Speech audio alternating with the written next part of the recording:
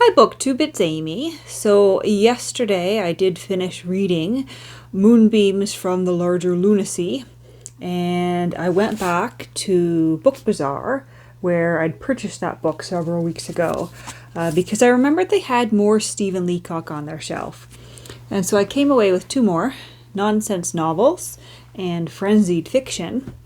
I worked my way through nonsense novels yesterday, and I thought I would read aloud the first chapter here, just because I know it might appeal to some lovers of detective fiction here on BookTube. So this is called Maddened by Mystery, or The Defective Detective, and Leacock is basically making nonsense or poking fun at established genres of novels. So he's taking these tropes, these genres, and exaggerating some of the points that you would find in certain genres and whatnot. And so this is a exaggeration of some of the things you might find in detective fiction. Leacock is, of course, a humorist, and these are not essays. These are rather, I guess they're kind of like short stories, short works of fiction. So here we go with Maddened by Mystery. The great detective sat in his office. He wore a long green gown and half a dozen secret badges pinned to the outside of it. 3 or 4 pairs of false whiskers hung on a whisker stand beside him. Goggles, blue spectacles, and motor glasses lay within easy reach. He could completely disguise himself at a second's notice. Half a bucket of cocaine and a dipper stood on a chair at his elbow. His face was absolutely impenetrable. A pile of cryptograms lay on the desk. The great detective hastily tore them open one after the other, solved them, and threw them down the cryptogram chute at his side. There was a rap on the door. The great detective hurriedly wrapped himself in a pink domino, adjusted a pair of false black whiskers, and cried, "Come in." His secretary entered. "Ha!" said the detective. "It is you." He laid aside his disguise. "Sir," said the young man in intense excitement, "a mystery has been committed." "Ha!" said the great detective, his eye kindling. "Is it such as to completely baffle the police of the entire continent?" "They are so completely baffled with it," said the secretary, "that they are all lying collapsed in heaps. Many of them have committed suicide." "So," said the detective, "and is the mystery one that is absolutely unparalleled in the whole recorded annals of the London police?" "It is." "And I suppose," said the detective, "that it involves names which you would scarcely dare to breathe, at least without first using some kind of atomizer or throat gargle." "Exactly." "And it is connected, I presume, with the highest diplomatic consequences, so that if we fail to solve it, England will be at war within the whole world in 16 minutes? His secretary, still quivering with excitement, again answered, "Yes." "And finally," said the great detective, "I presume that it was committed in broad daylight, in some such place as the entrance of the Bank of England, or in the cloakroom of the House of Commons, and under the very eyes of the police?" "Those," said the secretary, "are the very conditions of the mystery." "Good," said the great detective. "Now wrap yourself in this disguise, put on these brown whiskers, and tell me what it is." The secretary wrapped himself in a blue domino with lace insertions. Then, bending over, he whispered in the ear of the great detective, "The Prince of Württemberg has been kidnapped." The great detective bounded from his chair as if he had been kicked from below. A prince, stolen, evidently a Bourbon, the scion of one of the oldest families in Europe, kidnapped. Here was a mystery indeed worthy of his analytical brain. His mind began to move like lightning. "Stop," he said. "How do you know this?" The secretary handed him a telegram. It was from the prefect of police of Paris. It read, "The Prince of Württemberg stolen. Probably forwarded to London. Must have him here for the opening day of exhibition. £1,000 reward." "So! The prince has been kidnapped out of Paris at the very time when his appearance at the International Exposition would have been a political event of the first magnitude. With the great detective to think With the great detective, to think was to act, and to act was to think. Frequently he could do both together. Wire to Paris for a description of the prince. The secretary bowed and left. At the same moment there was a slight scratching at the door. A visitor entered. He crawled stealthily on his hands and knees. A hearth rug thrown over his head and shoulders disguised his identity. He crawled to the middle of the room. Then he rose. Great heaven! It was the Prime Minister of England. You, said the detective. Me, said the Prime Minister. You have come in regard to the kidnapping of the Prince of Württemberg. The Prime Minister started. How do you know? He said. The great detective smiled, his inscrutable smile. Yes, said the Prime Minister, I will use no concealment. I am interested, deeply interested. Find the Prince of Württemberg, get him back safe to Paris, and I will add £500 to the reward already offered. But listen, he said impressively as he left the room, see to it that no attempt is made to alter the marking of the prince or to clip his tail. So, to clip the prince's tail! The brain of the detective reeled. So, a gang of miscreants had conspired to... But no, the thing was not possible. There was another rap at the door. A second visitor was seen. He wormed his way in, lying almost prone upon his stomach and wriggling across the floor. He was enveloped in a long purple cloak. He stood up and peeped over the top of it. Great heaven! It was the Archbishop of Canterbury. Your Grace, exclaimed the detective in amazement, pray do not stand, I beg you. Sit down, lie down, anything rather than stand. And I think my phone has just... Let's see if we can get that right. There we go. The Archbishop took off his mitre and laid it wearily on the whisker stand. You are here in regard to the Prince of Württemberg. The Archbishop started and crossed himself. Was the man a magician? Yes, he said, much depends on getting him back. But I have only come to say this. My sister is desirous of seeing you. She is coming here. She has been extremely indiscreet, and her fortune hangs upon the prince. Get him back to Paris, or I fear she will be ruined. The Archbishop regained his mitre, uncrossed himself, wrapped his cloak about him, and crawled stealthily out on his hands and knees, purring like a cat. The face of the great detective showed the most profound sympathy. It ran up and down in furrows. So, he muttered, the sister of the Archbishop, the Countess of Dashley. Accustomed as he was to the life of the aristocracy, even the great detective felt that there was here intrigue of more than customary complexity. There was a loud rapping on the door. Then entered the Countess of Dashley. She was all in furs. She was the most beautiful woman in England. She strode imperiously into the room. She seized a chair imperiously, and seated herself on it, imperial side up. She took off her tiara of diamonds and put it on the tiara holder beside her, and uncoiled her boa of pearls and put it on the pearl stand. You have come, said the great detective, about the Prince of Württemberg. Wretched little pup, said the Countess of Dashley in disgust.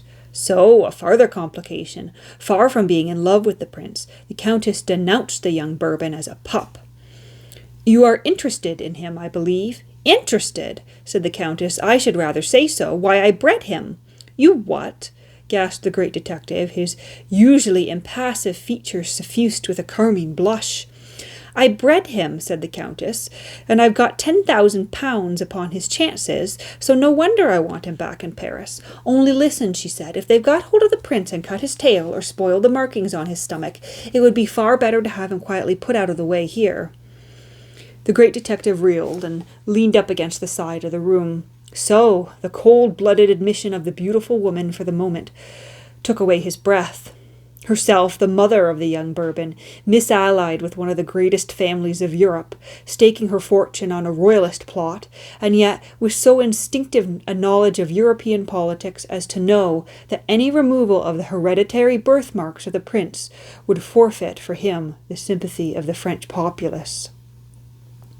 The Countess resumed her tiara. She left. The secretary re-entered.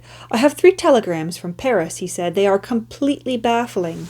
He handed over the first telegraph. It read, The Prince of Württemberg has a long, wet snout, broad ears, very long body, and short hind legs. The great detective looked puzzled. He read the second telegram. The Prince of Württemberg is easily recognized by his deep bark. And then the third. The Prince of Württemberg can be recognized by the patch of white hair across the center of his back. The two men looked at one another. The mystery was maddening, impenetrable. The great detective spoke. "Give me my domino," he said. "These clues must be followed up." Then, pausing while his quick brain analyzed and summed the evidence before him, "A young man," he muttered, "evidently young, since described as a pup, with a long, wet snout. Ha! Addicted, obviously, to drinking. A streak of white hair across his back, a first sign of the results of his abandoned life. Yes, yes," he continued. "With this clue I shall find him easily." The great detective rose. He wrapped himself in a long black coat with white whiskers and blue spectacles attached. Completely disguised, he issued forth. He began the search. For 4 days he visited every corner of London. He entered every saloon in the city. In each of them he drank a glass of rum. In some of them he assumed the disguise of a sailor. In others he entered as a soldier. Into others he penetrated as a clergyman. His disguise was perfect. Nobody paid any attention to him as long as he had the price of a drink. The search proved fruitless. 2 young men were arrested under suspicion of being the prince, only to be released. The identification was incomplete in each case. One had a long, wet snout, but no hair on his back. The other had hair on his back, but couldn't bark. Neither of them was the young Bourbon. The great detective continued his search. He stopped at nothing. Secretly, after nightfall, he visited the home of the Prime Minister. He examined it from top to bottom. He measured all the doors and windows. He took up the flooring. He inspected the plumbing. He examined the furniture. He found nothing. With equal secrecy, he penetrated into the palace of the Archbishop. He examined it from top to bottom. Disguised as a choir boy, he took part in the offices of the church. He found nothing. Still undismayed, the great detective made his way into the house of the Countess of Dashley. Disguised as a housemaid, he entered the service of the Countess.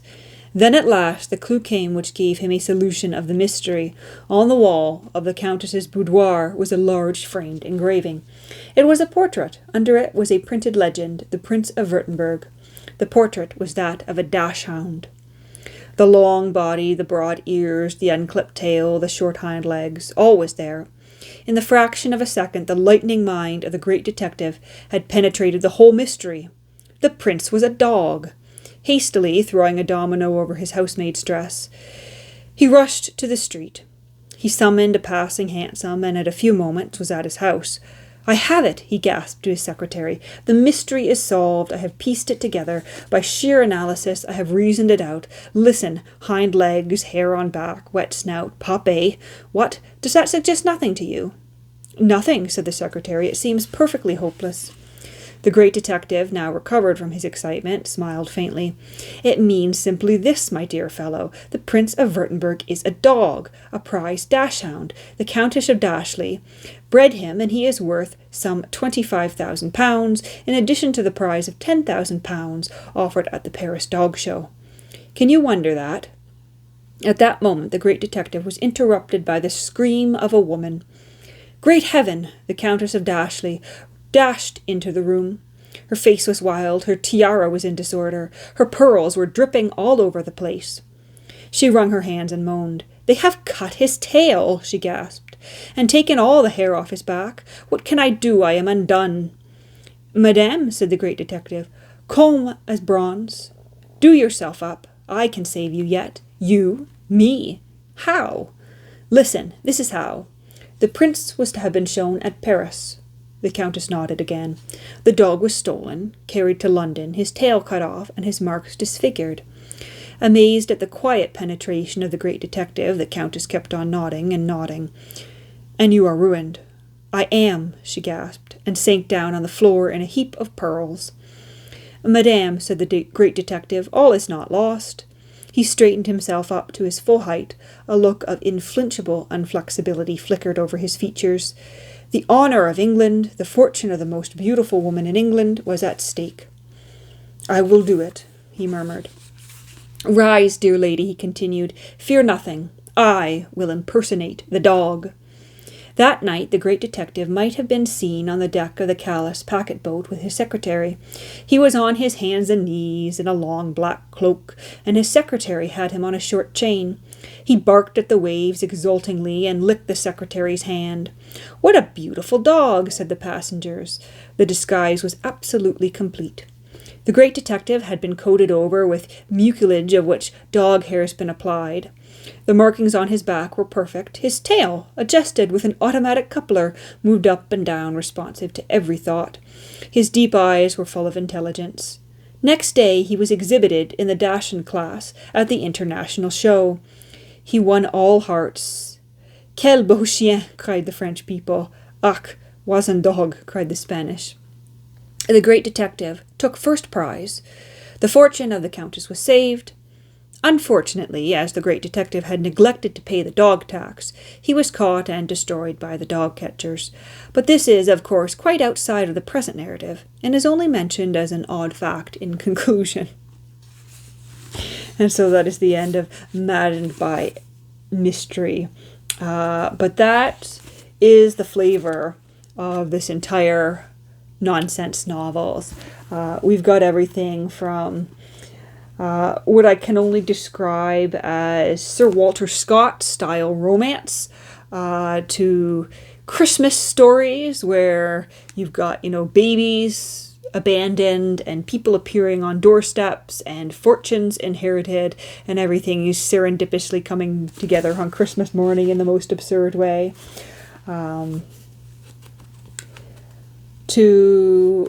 Let's see what else.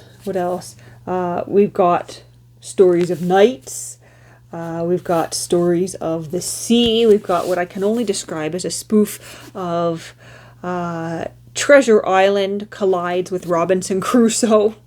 And I think this might be my favorite Leacock so far. As I said at the start of this, I've started to read Frenzied Fiction, which is sort of a similar flavor. It begins with a humorous take on spy novels of the early 20th century. And we moved into what I would characterize as more of an essay, where he's telling a tale of falling asleep while reading part of the Knickerbocker series and imagining this interaction with Father Knickerbocker. And then the next one here is titled Personal Adventures in the Spirit World. But as I said, I'm still early on in this book, but greatly enjoying it. And this book, not in so great shape, so I got it for only $10, which was nice. But I am continuing to enjoy my reading of Stephen Leacock.